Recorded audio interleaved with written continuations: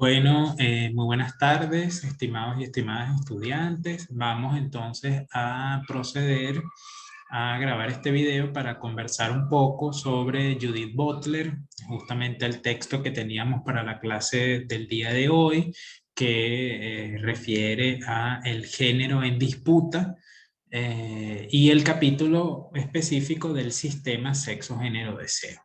Fíjense entonces, por acá tenemos en primer lugar hablar un poco sobre quién es Judith Butler, bueno, una filósofa estadounidense que de alguna manera pues ha promovido, ¿sí?, cambios muy importantes dentro de la filosofía feminista, dentro del campo del feminismo, con importantes críticas a todo el feminismo del siglo XX y por supuesto en la filosofía general, y ha sido pues una de las digamos, principales, ¿sí?, exponentes de la teoría queer, ¿sí?, que ya vamos a ir viendo a qué se refiere todo esto. Entonces, es una autora fundamental para poder entender todo el tema de lo que se llama posfeminismo o nuevo feminismo. Es una, digamos, una corriente que se genera a partir de los años 90, justamente a partir de sus textos o en conjunto con sus textos, para entender todo el problema de la identidad de, bueno, de nosotros como personas, para entender, por supuesto, el problema del género, del sexo y de nuestro deseo sexual enmarcado dentro de lo que entendemos como nuestra identidad, ¿no? Entonces, eso es al inicio. Ahora bien, ¿por qué también el texto se llama Género en Disputa? Justamente tiene ese nombre en particular porque la discusión se centra justamente en revertir un poco los conceptos de género que se habían venido manejando dentro del feminismo desde el siglo XX, pues, hasta justamente los años 90, que recordemos nosotros, ¿verdad? Tiene que ver, y nosotras, tiene que ver con, por una parte, el sexo como nuestra instancia biológica, es decir, nuestros genitales, y el género como toda la construcción pues, social, todas las ideas, planteamientos, roles, pautas de comportamiento, etcétera, que se han construido socialmente alrededor del sexo biológico. Es decir, las mujeres hacen esto, los hombres hacen aquello, las mujeres son así, los hombres son asados y así sucesivamente, ¿verdad? Eso es lo que se ha venido entendiendo como sexo-género o sistema sexo-género o género en general, ¿verdad?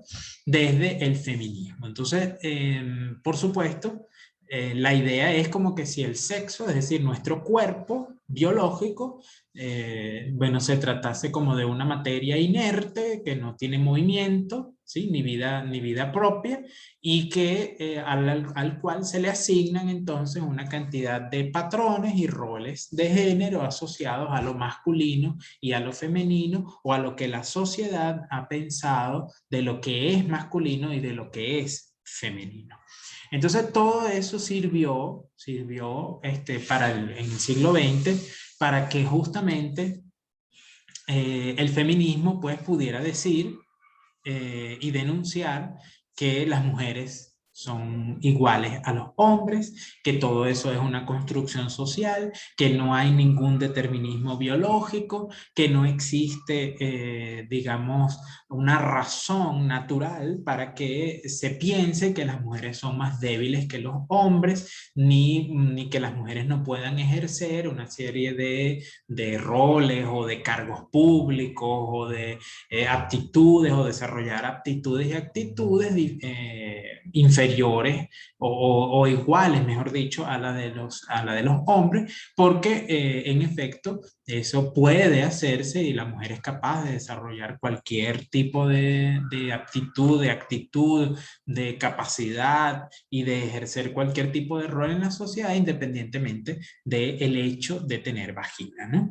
Entonces, por supuesto, ese concepto de género permitió barrer con toda esa creencia, pues, arcaica que había existido durante casi toda la humanidad, como ya hemos visto a partir del mito biológico, del patriarcado, que colocaba pues a las mujeres en un lugar inferior a los hombres casi por asunto de la naturaleza.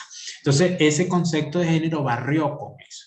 Pero ¿qué es lo que pasa en los años 90? Bueno, comienzan a emerger, ¿verdad? Una serie de movimientos que vienen a denunciar o a introducir, mejor dicho, en el problema otra serie de conceptos, ¿sí?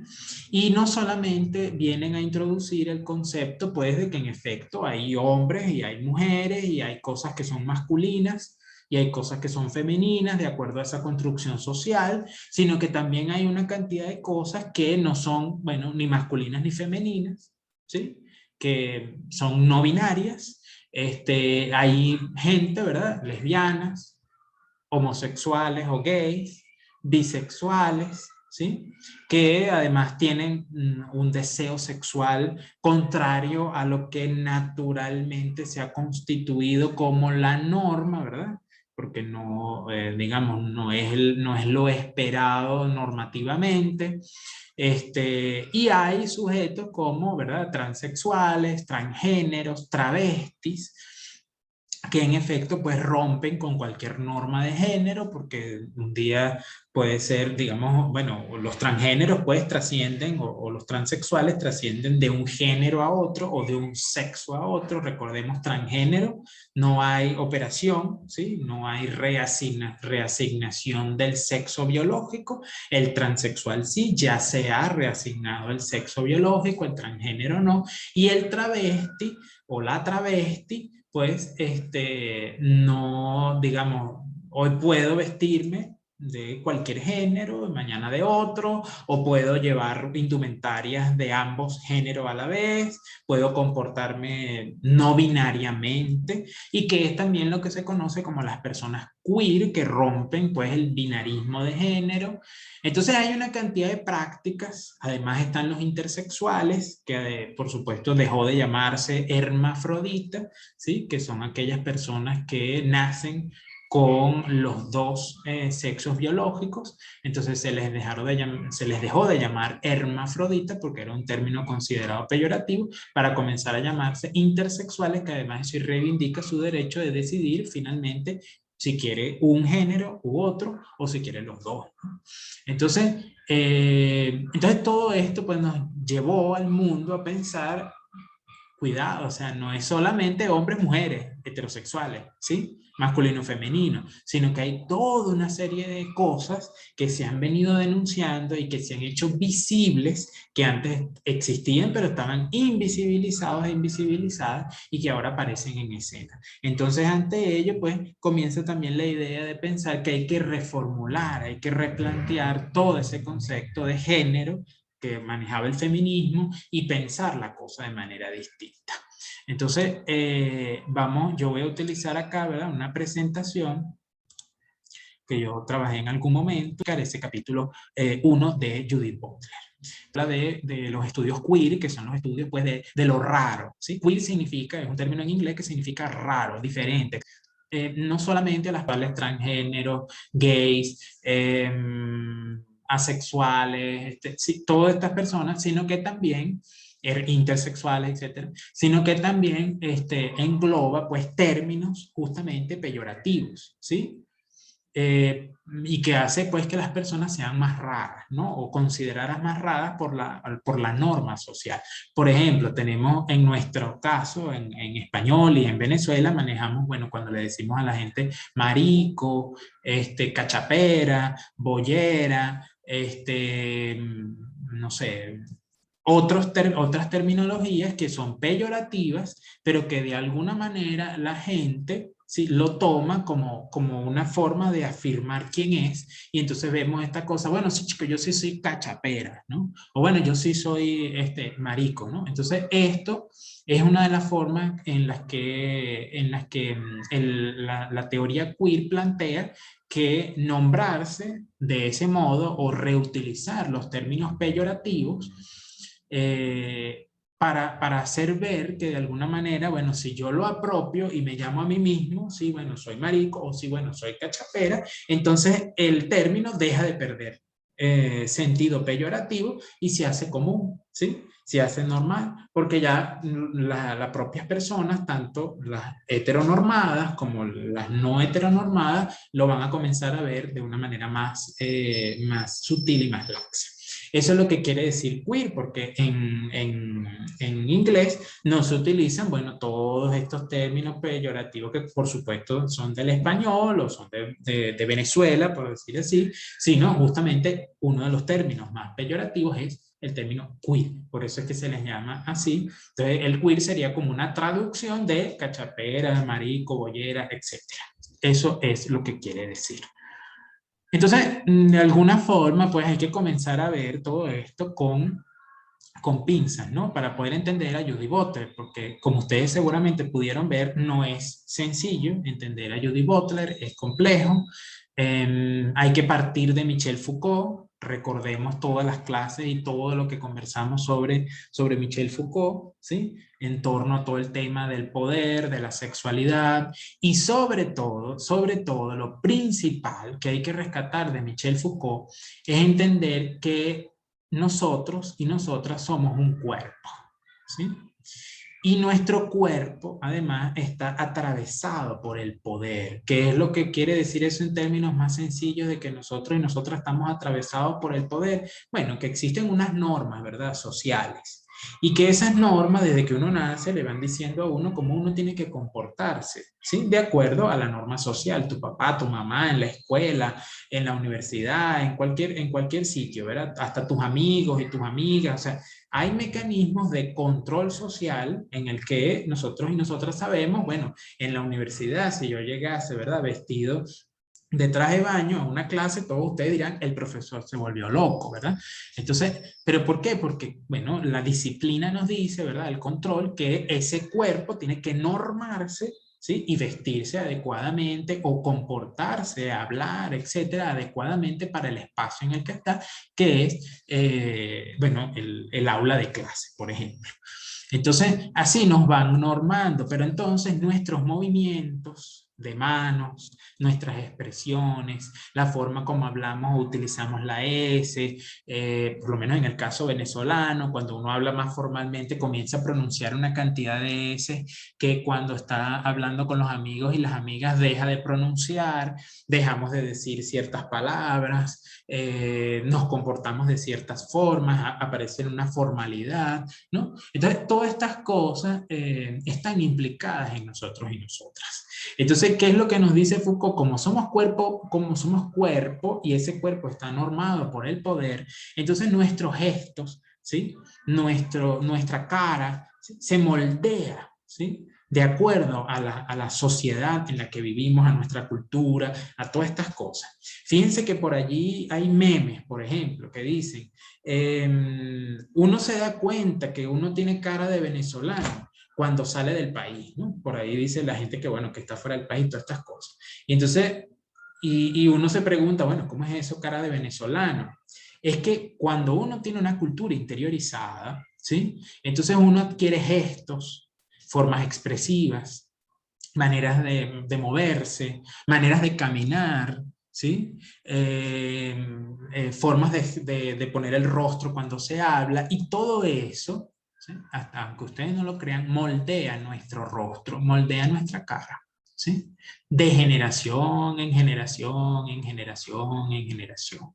Entonces, nuestro rostro también se va acoplando de alguna forma digamos, a lo que somos como cultura, a nuestro idioma también, ¿sí? Hay otros idiomas, por ejemplo, que utilizan mucho los dientes y entonces vemos cómo hay veces que las personas comienzan a tener, o por rasgos, tienen quijadas hacia afuera, ¿sí? Entonces, nuestra cultura también tiene que ver con el cuerpo, ¿sí? Y se mete dentro de nosotros. Y por eso es que la gente dice, oye, este tiene cara de venezolano, parece venezolano o venezolana, por todas estas cosas, ¿no? Del comportamiento y de cómo movemos nuestro cuerpo. Y muchas veces, pues, vemos otras nacionalidades, por ejemplo. Entonces uno ve, qué sé yo, este, un europeo, una europea, el portugués de la panadería, qué sé yo, ¿no? Entonces uno ve a las personas que, bueno, tienen otro cuerpo, otra manera de expresarse, otra manera de ser, parecen, sí, o sea, hasta la posición que adquieren, sí, con las espaldas, todo esto, ¿no? Mientras que nosotros somos como más, miramos así, o sea, todo eso está implicado. Y ese es uno de los descubrimientos de Michel Foucault. A eso se le llama microfísica del poder, a eso se le llama pues el cuerpo disciplinado por el poder, ¿no? Entonces, eso es importante tenerlo. ¿Por qué? ¿Por qué tomarlo en cuenta? Porque la teoría queer, entonces, por supuesto, tomando este descubrimiento de Foucault, viene a explicar de forma más abierta, Foucault ya lo había descubierto, pero viene a explicar de forma más abierta que así como nuestras manos también se mueven, ¿sí? Y es lo que al final la teoría queer llama expresión de género, ¿sí? Porque las manos, las mujeres mueven la mano de una forma y los hombres mueven la mano de otra, ¿sí?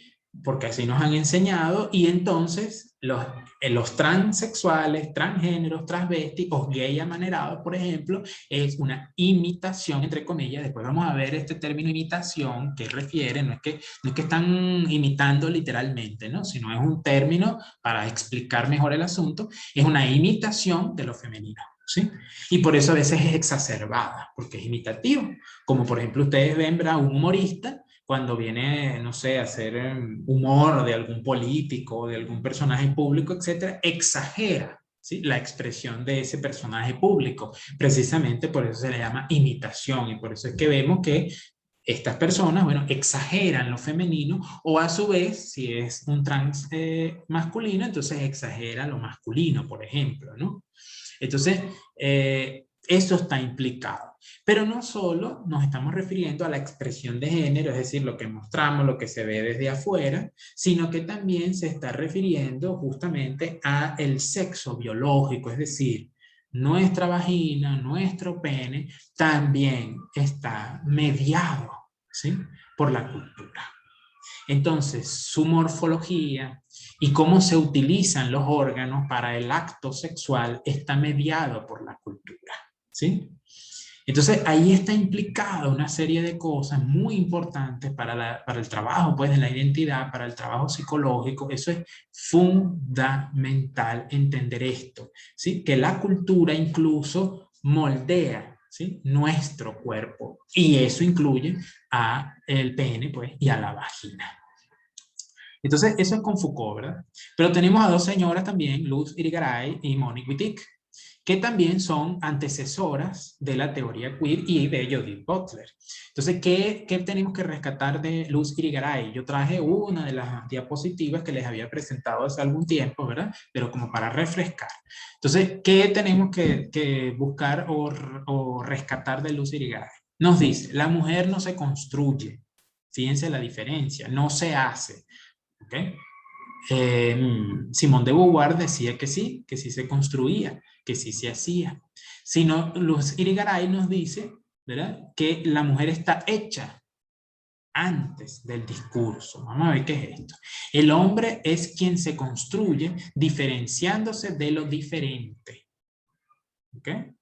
¿Qué quiere decir esto de que no se construye porque la mujer no tiene derecho a decir quién es, cómo es, qué hacer, qué no hacer, porque las normas que se le imponen a las mujeres, que son mucho más rígidas que las normas impuestas sobre los hombres, hacen que la mujer ya esté determinada, ¿sí? Desde los juguetes, desde los colores que se nos asignan, pues, o se le asignan a las niñas cuando nacen, es decir, toda una serie de cosas que se van construyendo y que de alguna manera pues constriñen a la mujer a cuidar de otros,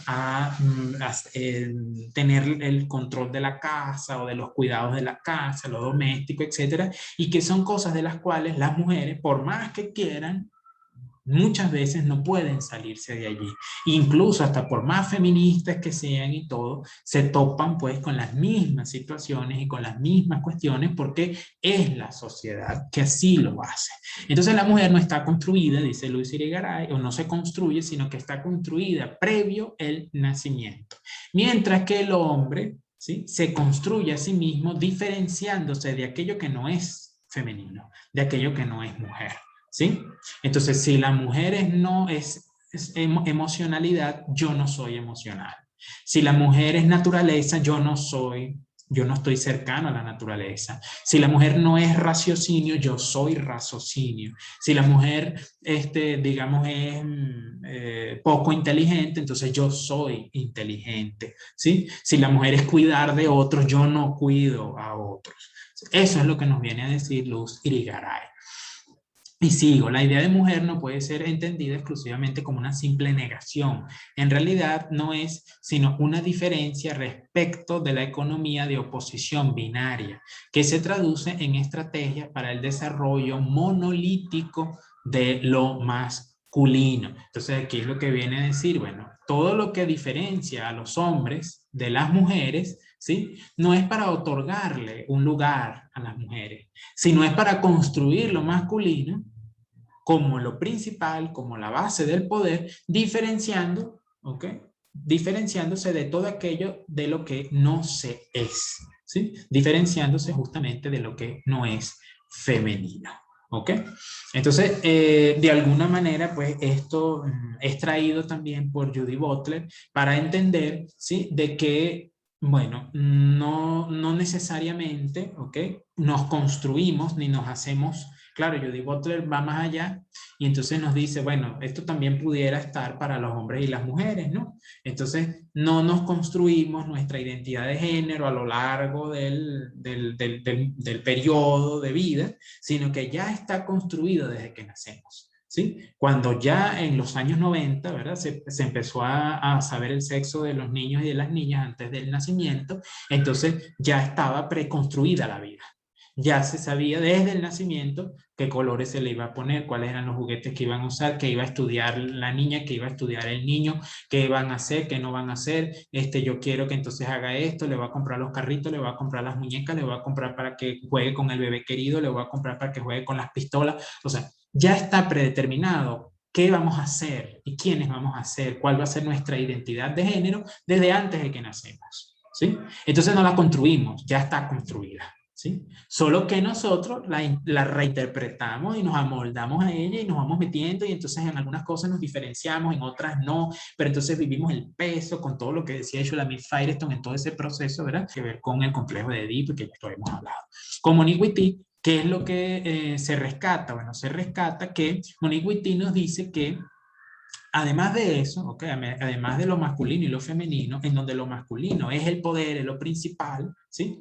Entonces también nos dice que no solo está eso, lo masculino y femenino, sino que también está la oposición heterosexualidad-homosexualidad, en donde lo heterosexual es lo general, lo principal, lo normal, y lo homosexual es lo no general, lo minoritario, lo inferior y por supuesto lo anormal o patológico. ¿Sí? Y entonces ella nos dice, bueno, el género es el mecanismo de funcionamiento del sexo. Aquí ya está empezando a dar los primeros pasos. Entonces parece que el sexo biológico funciona también, no de forma casi que completamente natural, por supuesto, atención. Claro que hay unos rasgos naturales, ¿verdad? Bueno, por supuesto, biológicos de las vaginas, de los penes, o sea, todo eso está allí implicado, ¿ok? Sin embargo, bueno, hay varias cosas allí que habría que ver, porque bueno, uno cuando empieza a conocer casos, empieza a ver cómo hay incluso, es decir, la determinación del género, por ejemplo, sobre el sexo es tal que hay casos, por ejemplo, de atrofia del pene. ¿Sí?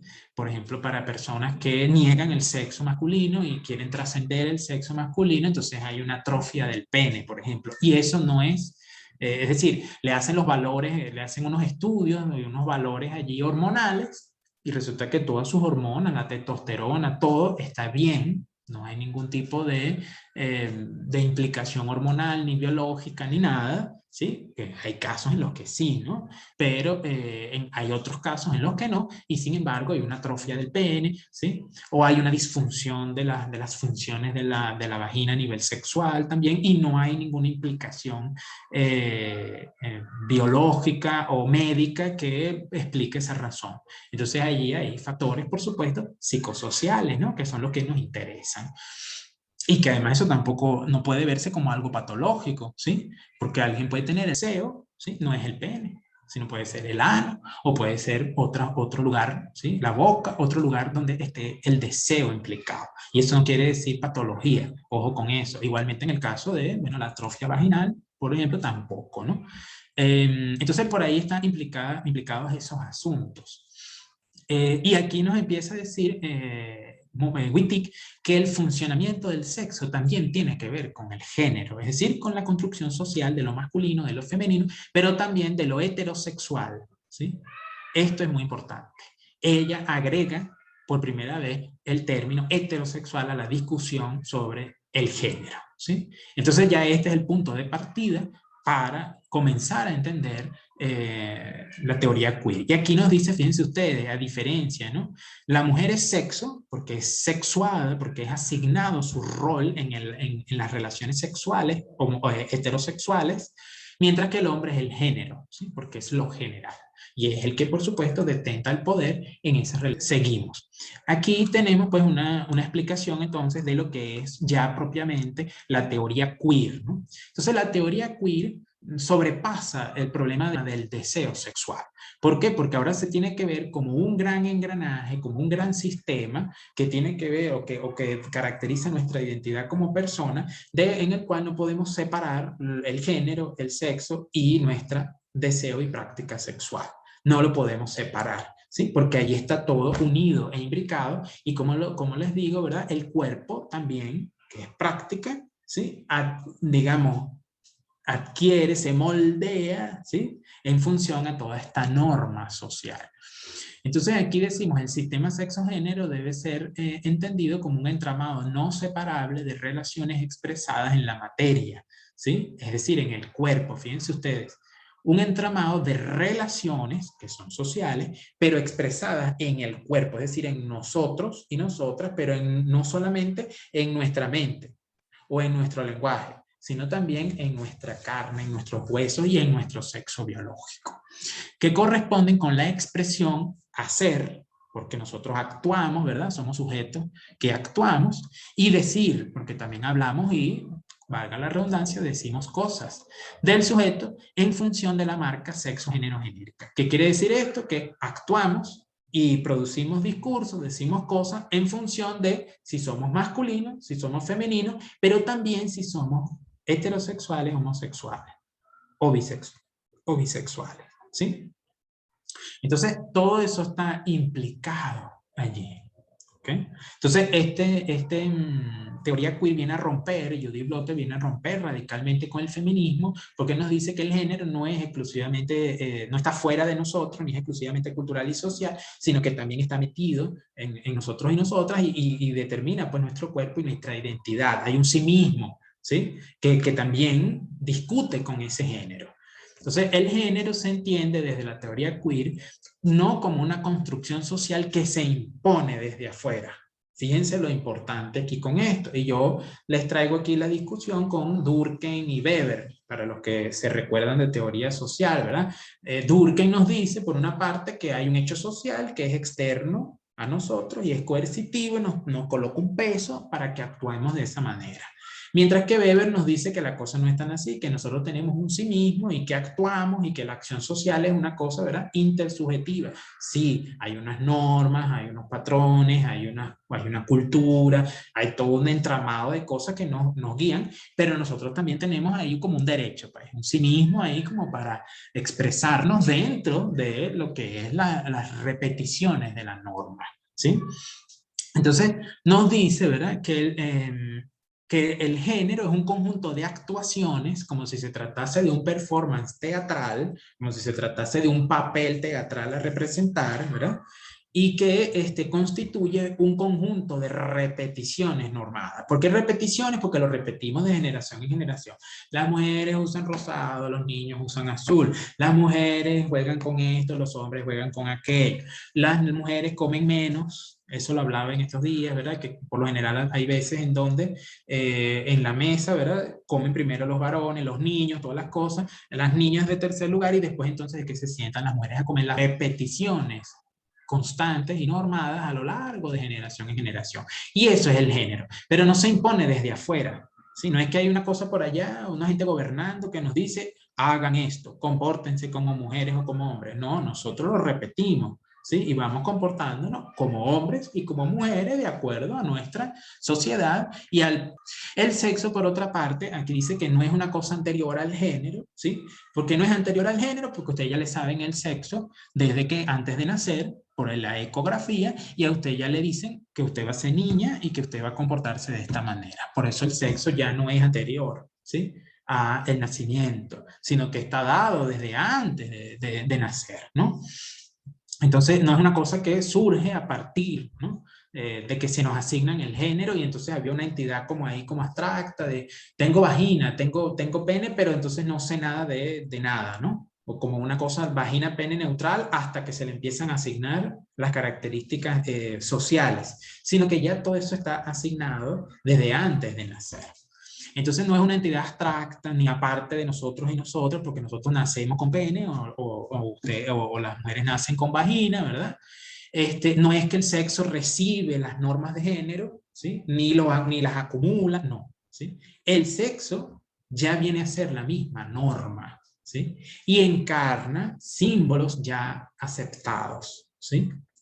Entonces, esa entidad biológica llamada pene o esa entidad biológica llamada vagina ya encarna desde que nace a la vida, ¿ok? Ya encarna al género. ¿Por qué? Porque desde que usted nace ya le ponen la ropa rosada o le ponen la ropa azul, ¿sí? O ya le dan el juguetico de una forma, o ya su mamá ya pensó, ay, yo le voy a poner este lacito, yo le voy a poner esta cosita, después me la voy a llevar para que ella me ayude con esto. Sí, ya le asignaron a usted sus roles desde el nacimiento. Por eso su vagina o su pene ya están determinados para cumplir el rol de la heterosexualidad desde que nace, ¿sí?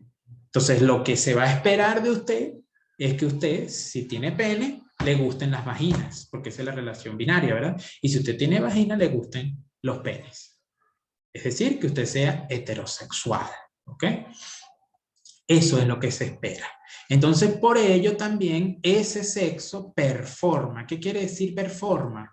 Que hace el performance, ¿sí? Que imita el género, que actúa de acuerdo al género, ¿sí? Lo que estábamos hablando, ¿verdad? De la práctica sexual, por ejemplo, masculina, ¿sí? El hombre va arriba, determina, ejerce, da virilidad, posee, penetra, ¿sí? Mientras que la mujer es penetrada, va abajo, recibe, tiene que comportarse además sumisamente en el sexo, todas estas cosas, ¿sí?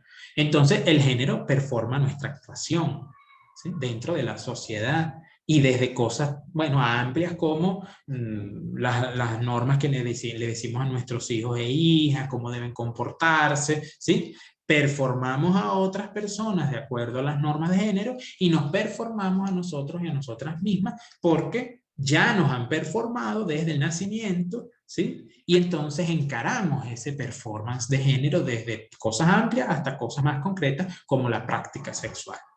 Y además el género, el sexo, como les digo, ya ha sido performado porque ya nos han asignado todos esos roles desde que nacemos. Entonces aquí es un poco enredado porque decimos, bueno, entonces, ¿qué es sexo y qué es género? Porque es como más o menos lo mismo, sí.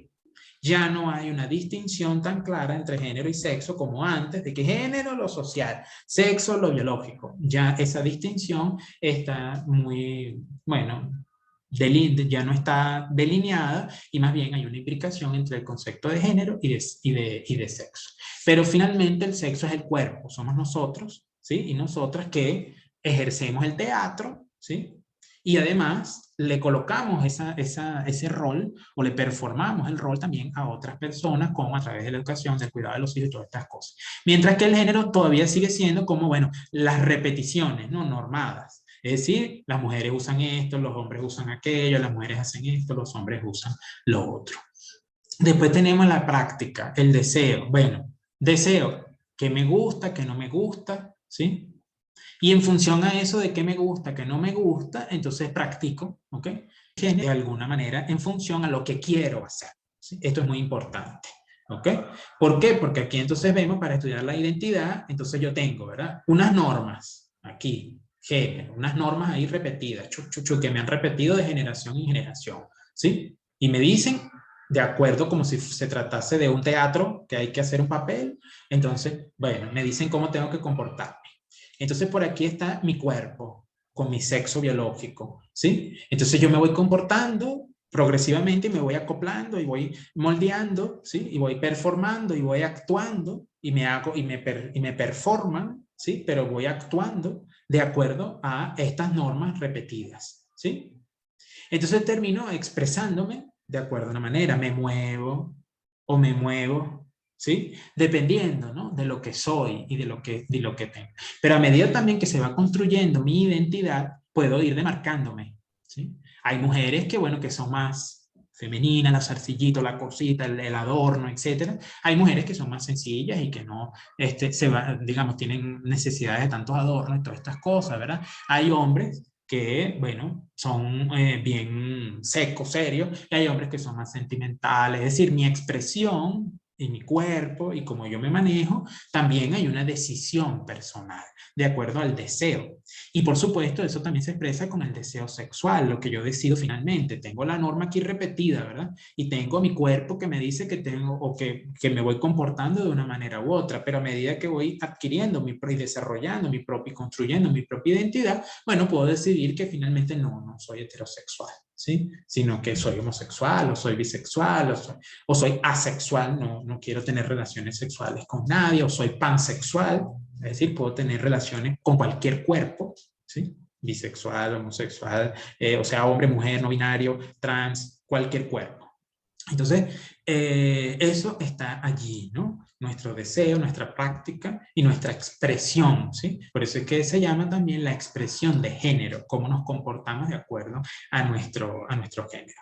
Entonces, el género viene a ser, o el cuerpo, mejor dicho, es decir, nosotros y nosotras somos quienes repetimos y reiteramos la norma.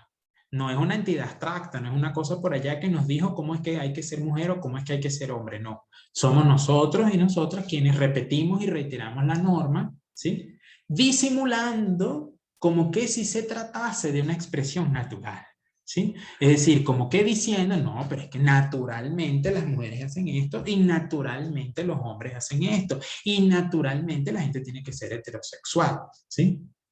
Entonces, hacemos creer a nosotros mismos y al resto de la sociedad que esos comportamientos que repetimos y reiteramos no son sociales, sino que son naturales. ¿Ok?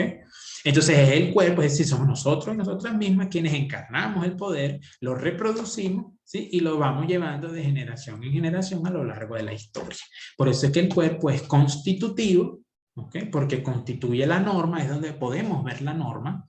Es productivo porque produce normas, las construye, las adapta, las reformula, además entre otro concepto de que la norma no está hecha así porque sí, sino que se va, ¿verdad?, modificando de generación en generación y se le van añadiendo cosas. Y es performativo porque, bueno, se mueve en función a todas esas normas, ¿no? Acuérdense que performan, ¿verdad? Viene de una actuación artística, de una actuación teatral, ¿no? Entonces, por eso aquí, con el concepto de performatividad, Judith Butler nos dice, es una repetición obligatoria de normas anteriores que constituyen al sujeto. Normas que no se pueden descartar por voluntad propia. Esto es muy importante, ¿ok? Porque aunque yo les diga, por ejemplo, bueno, la gente puede decidir que yo soy hombre, pero yo no me gusta ser un poco tan, bueno, tan seco, ¿no? Me gusta ser más sentimental y tal. Sí, pero cuando vas con tus amigos, que sí son secos, entonces, y ven que tú eres sentimental, entonces se van a empezar a burlar de ti. Entonces tú vas a actuar en ese lugar. Por eso es el tema de la actuación teatral. En ese lugar, con mis amigos, yo voy a actuar, no, yo soy un tipo serio, mi esposa no me dice lo que tengo que hacer, yo soy el que digo en la casa.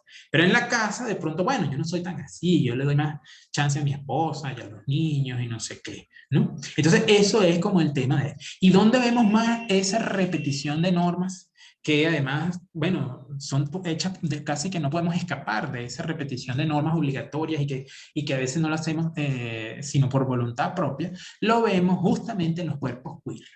¿Por qué lo vemos justamente en los cuerpos queer? Y los cuerpos queer que son transexuales, transgéneros, intersexuales, travestis, gays, lesbianas, bisexuales, etcétera, los vemos en ellos y en ellas. ¿Por qué? Porque justamente son los cuerpos que salen de la norma.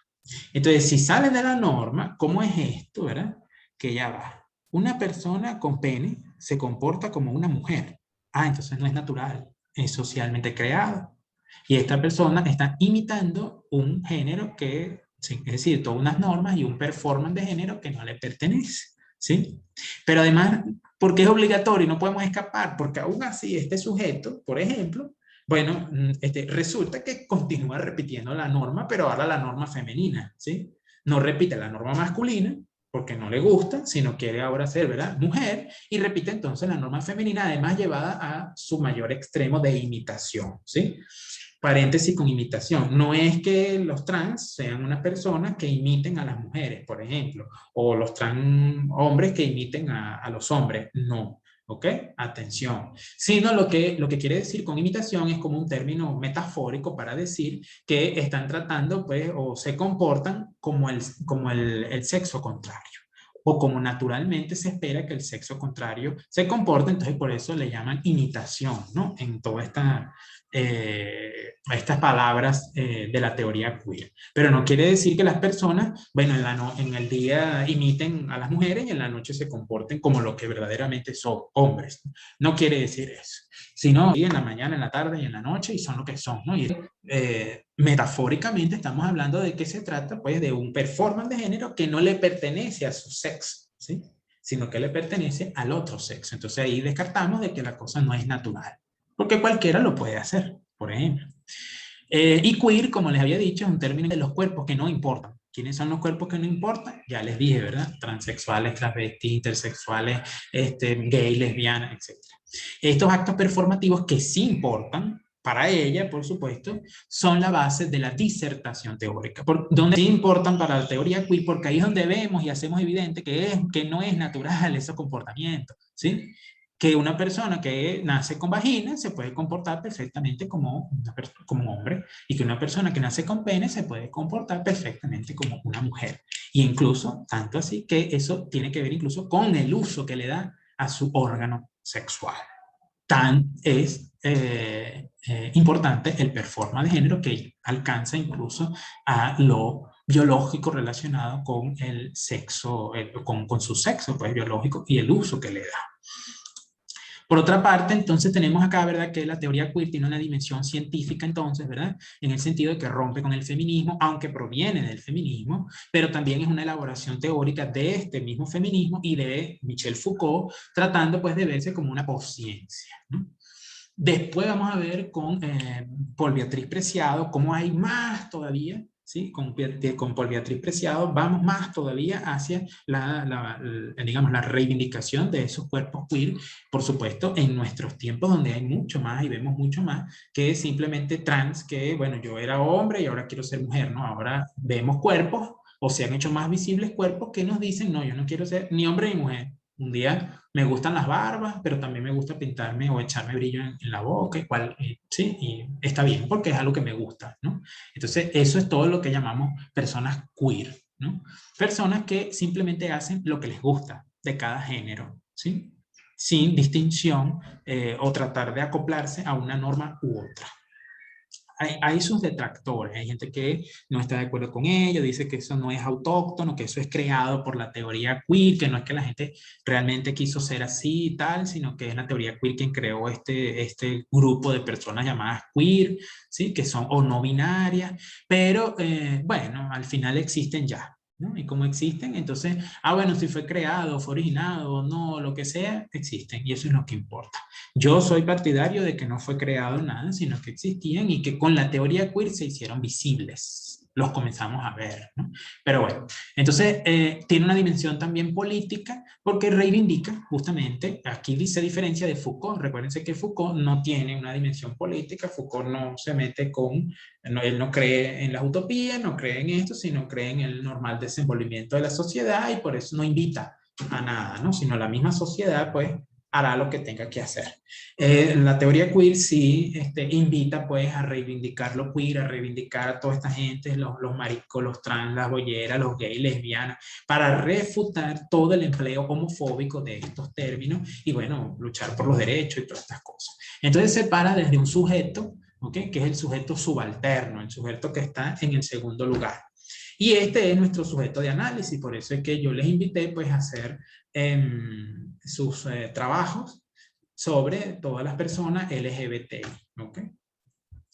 Tenemos acá entonces, bueno, hay una, como les dije, una ruptura con el feminismo, ¿okay? Se distancia de la tradición feminista inaugurada con de Beauvoir, que tiene aquella dicotomía sexo-género, hombre-mujer, ya no es eso solamente, introduce el término heterosexualidad, homosexualidad, bisexualidad, lo queer, todas estas cosas, ¿verdad? Y rompe también con el constructivismo en el sentido de que ya no es una cosa de que, ¿verdad? Hay una construcción social que se mete dentro de nosotros, sino que somos nosotros, ¿ok? Quienes vamos de alguna manera reiterando y produciendo la norma. Y que además no es solo discurso, porque el tema con el constructivismo es que es discurso, o sea, vamos creando palabras y lenguajes y formas de comportamiento a través de la palabra. Pero no es solamente eso, sino también es materia, también es cuerpo, ¿sí?